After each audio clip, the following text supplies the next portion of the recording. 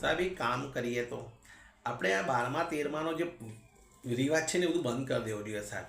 કેમ કે ઘણા લોકોને હું કહું છું નહીં ગમતું હોય, મને ગારો બી આપશે, પણ સાહેબ આમાં એક વસ્તુ જોવાય કે જે બિચારો નાનો માણસ હોય, એકલો કમાનારો, ઘરમાં કોઈ મરી ગયો હોય સાહેબ, તો 12મા 13માનો ખર્ચ સાહેબ લગ્ન જેટલો હોય, ખબર છે ને, લગ્ન જેટલો ખર્ચ હોય બિચારો ના કરી શકે.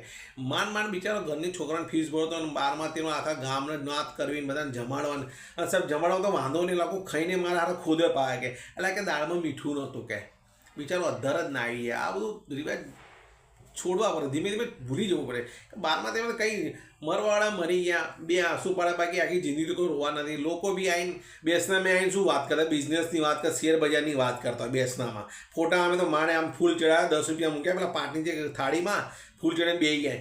બાકી બીજી ધંધાની જ વાત ચાલતી હોય, કાં તો બીજા કોઈ બીજાની વાત ચાલતી હોય, અમુક ઠઠ્ઠા મસ્કરી ચાલતી હોય, આવું જ ચાલતું હોય સાહેબ બેસનામાં. એના કરતાં આ બધું રિવાજ ઓછો કરી દેવો છે. બિચારો માણસ એકલો કમાનારો તો અધ્ધર તો આવે બિચારો, ને તો 12મું 13માં કરવાની પોતે પછી ઓછીના પૈસા કે વ્યાજે પૈસા લઈને કરવું પડે સાહેબ. 12મું 13મું એના શું કરવાનું.